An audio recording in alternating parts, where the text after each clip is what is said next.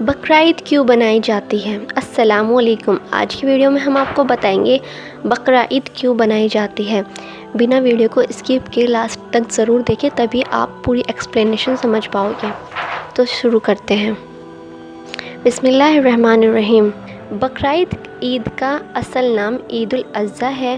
مسلمانوں میں سال میں دو ہی تہوار مذہبی طور پر منائے جاتے ہیں، ایک عید الفطر اور دوسرا عید الاضحیٰ۔ عید الفطر جہاں رمضان کے پورے ہونے پر منائی جاتی ہے، وہیں قرآن کے نازل ہونے کی شروع ہونے کی خوشی میں اپنے اندر رکھتی ہے۔ ایسے ہی عید الاضحیٰ حج کا پورا ہونے پر منائی جاتی ہے، وہیں انہی دنوں میں قرآن 23 سال میں نازل ہو کر پورا ہوا تھا اور دین کے مکمل ہونے کا اعلان کر دیا گیا تھا۔ سورہ مائدہ 3۔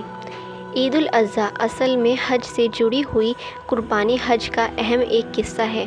پوری دنیا کے مسلمان تو ہر سال حج نازی کر سکتے ہیں، اس لیے عید الاضحیٰ کے روزے وہ حج سے جڑتے ہیں، انہی کی طرح قربانی کر کے اللہ کے لیے قربانی کے جذبے کا اظہار کرتے ہیں، اور حاجی کی طرح ہی حج کے دنوں میں نماز کے بعد تکبیر پڑھتے ہیں اور بال وغیرہ کے کاٹنے سے پرہیز کرتے ہیں۔ حج اسلام میں ایک اہم عبادت ہے، یعنی اسلام کی 5 بنیادوں میں سے ایک۔ حج کی حکمت ماننے کے لیے قربانی کا لفظ ہے قرب سے بنا ہے، جس کا مطلب ہوتا ہے قریب ہونا، یعنی عید الاضحیٰ کو اپنے جانور کو ذبح کرنے کا مقصد اللہ کا قرب حاصل کرنا ہوتا ہے، یعنی اللہ سے اپنے نزدیکیوں کو بڑھانا۔ عید کی قربانی کے بارے میں علماء اختلاف اس واجب کہتے ہیں اور کچھ اس سنت کی، کچھ لوگ اس کو واجب کہتے ہیں اور کچھ لوگ اس کو سنت کہتے ہیں، لیکن یہ بات درجنوں حدیثوں سے ثابت ہے کہ بنا حج کے مدینے میں اللہ کے رسول پابندی سے قربانی کیا کرتے تھے اور صحابہ بھی کرتے تھے۔ مثال کے لیے دیکھیں، عبداللہ بن عمر بیان کرتے ہیں کہ نبی 10 سال مدینے میں رہے اور ہر سال قربانی کیا کرتے تھے۔ اللہ کے رسول نے فرمایا، جس نے بھی عید کی نماز کے بعد جانور ذبح کیا، اس کی قربانی ہو گئی اور اس نے مسلمان کی سنت پر عمل کیا۔ حضرت انس فرماتے ہیں کہ اللہ کے رسول میں مینڈوں کی قربانی کیا کرتے تھے اور میں بھی 2 مینڈوں کی ہی قربانی کیا کرتے تھے۔ صحیح بخاری۔ ویسے تو اسلام میں قربانی کا ذکر آدم علیہ السلام کے زمانے سے ملتا ہے، لیکن اسلام سے بنیادی طور پر قربانی حضرت ابراہیم علیہ السلام کے زمانے میں سے ہے۔ جب انہوں نے اپنے بیٹے کو قربان کرنے کی کوشش کی تو اللہ نے ان کے بیٹے کے بدلے ایک جانور کی قربانی کی۔ تب یہ اپنی جانی کی قربانی کی نشانی کے طور پر ہر سال کی جاتی ہے۔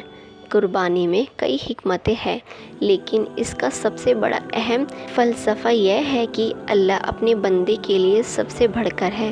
اس بات کو اچھی طرح سمجھ لینا چاہیے کہ اسلام میں قربانی ایک عبادت کی حیثیت سے رکھتی ہے، اور جیسا کہ آپ جانتے ہیں کہ عبادت جتنی بھی ہو، وہ سب بندے اللہ کے تعلق کا اظہار ہوتا ہے۔ جیسے بدن سے بندگی کا اظہار نماز میں ہوتا ہے، اور مال میں عبادت کرنے کا اظہار زکوٰۃ اور صدقے سے ہوتا ہے، ٹھیک ایسے ہی قربانی جان سے بندگی کرنے کا اظہار ہے۔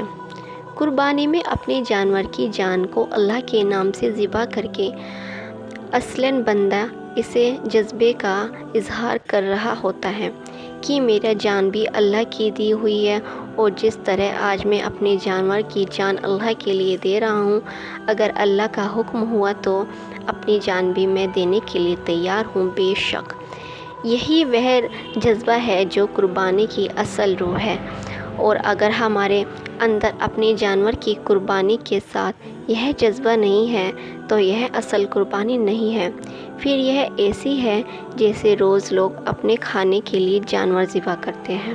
اپنے جانوروں کو 2 ہی وجہ سے ذبح کیا جاتا تھا، ایک اس کا گوشت کھانے کے لیے، اور دوسرا کچھ مذہبوں میں اپنے دیوتاؤں کی مورتی کے جانوروں کا خون دینے کا رواج تھا، اس سے یہ سمجھا جاتا تھا کہ یہ دیوتا خون پیتے ہیں اور اس سے خوش ہوتے ہیں، لیکن قربانی میں یہ دونوں وجہ سر سے پائی ہی نہیں جاتی۔ قربانی کے پیچھے جو جذبہ ہوتا ہے وہ یہ ہے کہ میری جان میرے لیے نہیں اللہ کے لیے ہے۔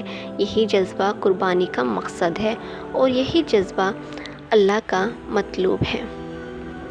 چنانچہ قرآن میں فرمایا گیا، اللہ کے پاس نہ تمہاری قربانیاں کا گوشت پہنچتا ہے اور نہ ان کا خون، اللہ کو صرف تمہارا تقوی پہنچتا ہے۔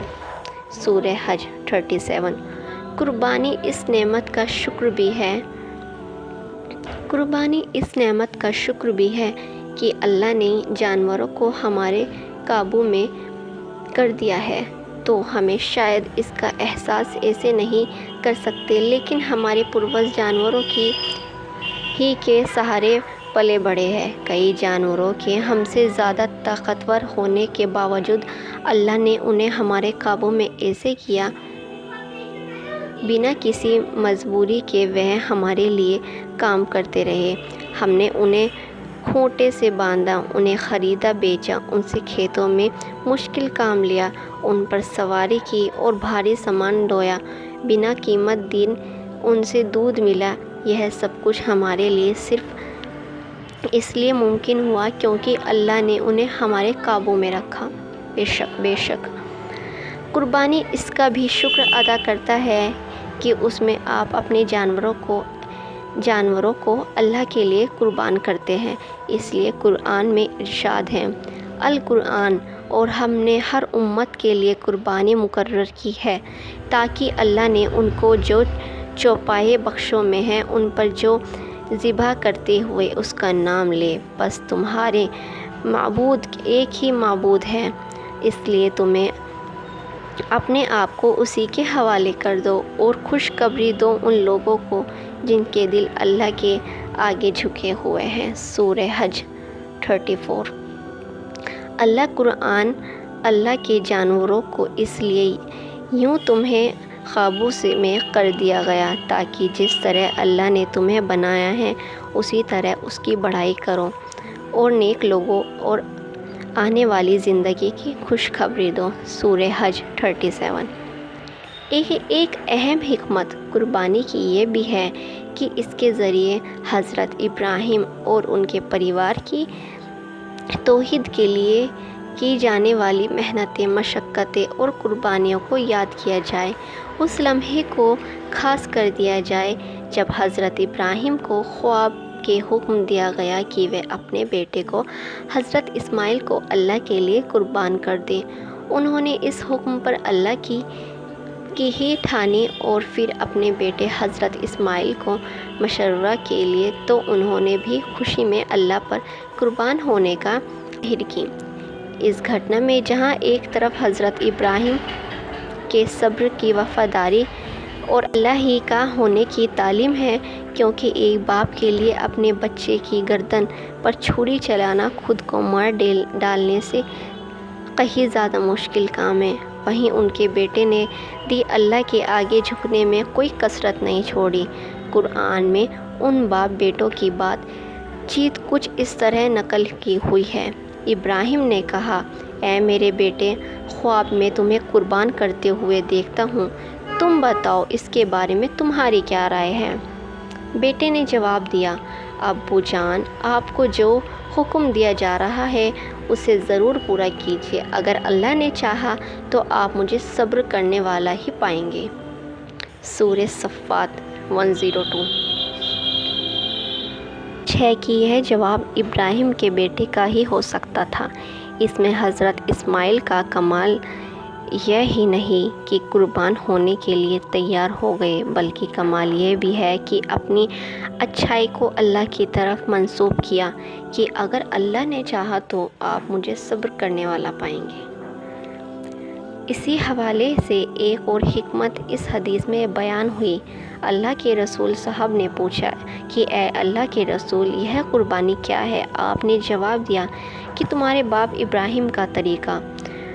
مسند احمد 18797، ابن ماجہ 3127۔ اس حدیث میں قربانی کی حکمت سمجھ میں آتی ہے تو حضرت ابراہیم کے تاریخ کو ظاہر طور پر انجام دے کر اس کے عملی طور سے اپنی زندگی میں شامل کرنا ہے۔ ابراہیم صرف ایک نام ہی نہیں بلکہ ابراہیم ایک سمبل ہے توحید پر ایمان کا۔ ابراہیم ایک سمبل ہے سچائی کو اکیلی بنیادوں پر لینے کا۔ ابراہیم ایک سمبل ہے سچائی کے لیے قربانیوں کا۔ ابراہیم ایک سمبل ہے اپنی اور اپنے پریوار کی پوری زندگی اللہ کے حوالے کر دینے کا۔ ہم جانتے ہیں حضرت ابراہیم نے توحید کے معاملے پہ اپنے بڑوں سے، اپنے باپ داداؤں کے دین سے کوئی سمجھوتا نہیں کیا۔ انہوں نے اللہ کے بارے میں سچے سے سوا کوئی بات ذرا قبول نہیں کی۔ حضرت ابراہیم وہ ہے جنہوں نے آزمائش میں امتحان کو 100% سے پاس کیا، جن کے بارے میں قرآن نے فرمایا، اور جب ابراہیم کو ان کے رب نے کئی باتوں سے آزمایا تو انہوں نے آخری دم تک پورا کر دکھایا۔ اسی لیے اللہ نے فرمایا، سلام ہو ابراہیم پر، سورہ صفات 109۔ بے شک وہ ہمارے مومن بندوں میں سے تھا، سورہ صفات 111۔ بے شک ابراہیم اپنی جگہ ایک الگ امت تھے، اللہ کے فرمانبردار، سب باطل خداؤں سے کٹ کر صرف ایک اللہ کے ہونے والے تھے، اور وہ اللہ کے ساتھ کسی کو شریک کرنے والے ہرگز نہیں تھے، سورہ نحل 120۔ لہٰذا صرف اپنے ایک جانور کو قربان کر لینے سے ہمارے ابراہیم کے نقش قدم پر نہیں کہلائے جا سکتے، اس کے لیے تو ہمیں حنیف ہونا پڑے گا، اور حنیف کہتے ہیں جو صرف ایک اللہ کا ہو جائے، اس کی ناراضگی سے ڈرے، اس سے سب سے بڑے کر محبت کرے۔ قرآن نے فرمایا، بے شک سب لوگ میں ابراہیم سے قریب وہ لوگ ہیں جو ان کی پیروی کرتے ہوئے، اور یہ نبی حضرت محمد ہے، اور وہ لوگ جو ایمان لائے یعنی صحابہ اور صالح مومنوں کو ساتھی، سورہ آل عمران 6:8۔